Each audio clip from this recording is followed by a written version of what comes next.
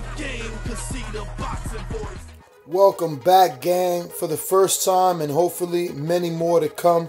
Don't forget to subscribe to the YouTube channel and click on the notifications right here, this little bell, so you can get those emails every time we go live here with Matthew Macklin. Here at Dillian Whyte, Dillian Whyte, Dereck Chisora, weighing 2. Yeah, a little skirmish at the back. Do you know anything about it? What happened?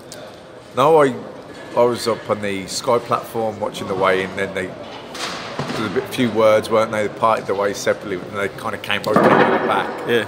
Caught eyes on each other again, and there was, by all accounts, a bit of a commotion. You could hear the commotion. Everyone was kind of running back to see what happened. But I think it got pretty well. I don't think anything kicked off as such, thing got broken up. I think it was about to. Like, it was definitely people going for each other and that, and the security involved. But yeah, just I think, you know, it was. I think both guys have been probably trying to hold it back, trying to behave themselves, but they're quite edgy. There's a lot on the line, you know, for the winner. You know, certainly Dillian Whyte wins, he could get a shot at AJ. Maybe even if Chisora wins, he could. Yeah. If Chisora loses, maybe he's finished at top level. Maybe not, but you know, there's a lot on the line here. So I think they're both quite edgy. They're both obviously kicked off a lot in the build-up to the first one. So I both think they're both trying to behave themselves a lot more in the build-up to this one. Yeah. You know, the weigh-in's the last thing, and you know, tensions are high, and I think whatever's flipped out, I didn't hear what, you know, tipped the balance, but there's been a bit of a skirmish behind the scenes. Yeah. What do you think about how they weighed in? How do you think they weighed in terms of like Dereck? And Dereck's looked tremendous shape, and Dillian. So you think how is that going to factor into the fight in terms of the shape they've come in? Yeah, I think they're both in good nick. Particularly Dereck looked in great shape. I think he's eaten better, prepared better. He was talking backstage in the fighters' meeting that he hasn't had to worry about things that David Haye and his team have taken care of. All of that. His strength and conditioning has been really bang on. His food's been prepared for him. He's been eating at the right times, the right amounts, all that sort of thing. So he's had, you know, hasn't been burning up nervous energy in between sessions, trying to like organise himself. Everything's been done for him, which is nice as a fighter. And he looks in great shape. But Dillian Whyte looks in great shape. You know, he come in, I think, 10 pounds lighter than maybe his last fight. With Parker. Yeah. Yeah. So, you know, he's obviously, might have felt he was a little bit heavy for Parker, even though I thought it was a really good performance. But I think 10 pounds, he looked in good shape. I think, I just think it's going to be a great fight. You know, you picking anyone? Which one you got? You got anyone? I fancy Dillian. I think I think over 2 years, he's the one that's made the improvements.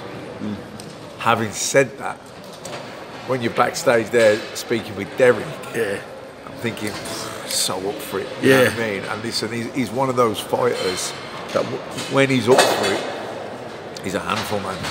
You know, and then there's fights that, like he spoke, Monaco, you can't get up for those fights, you know, because it was like as bad as Spa, there was no one there. I think he's a warmonger. He wants to go to war, and he feeds off the energy of the crowd, and he's going to get plenty of that. You know, there was needle in the first fight, there's needle in this one. You know what I mean? The last fight was a war. A lot on the line here. It's going to be a sold-out O2. It's the main event on pay-per-view, so you know it couldn't be a bigger platform, stage, all those sort of things for him. So I think, you know, Dereck's certainly going to bring it to Dillian. He's going to declare war from the first bout, and it's just for Dillian. Then I just think Dillian's more experienced now from the first one, and I think he's going to have to go to war at some stage of it. But I think he can pick his moments and box a little bit in between, then stand his ground at times. And I just think that he's the one that's improved in the 2 years, and that should give him the edge. Absolutely, as well. Obviously, we're going to talk about one of your countrymen, Tyson Fury, the Deontay Wilder. How do you score it? Was it fair? And Tyson Fury's comeback coming out like the Undertaker off the floor. Yeah, all those things. I thought Tyson won the fight, probably 114, 112 was probably the right shout. 8 rounds to 4 and the 2 knockdowns. It was a shame for him, you know, because it really should have been the fairy tale comeback, and it was anyway, to be honest, because the judges, he couldn't have done any more. He put on a perfect performance, and even to get up in the 12th round, he went down so heavy. That was a knockdown, isn't it? You know, he went down so heavy, and you know, because I personally felt that it was probably a fight or two too soon for him. That he wouldn't have the right preparation, fight fitness going into the fight, because he'd only had 2 very easy fights going in. But you know, his fitness, how well he must have trained to get up at that stage of a fight, when he went down so heavy and to recover, hats off to him. Yeah, absolutely shows the caliber. Obviously, beating someone like Vladimir, who's reigned for 10 years. Obviously, Fury showed the caliber in terms of obviously coming up.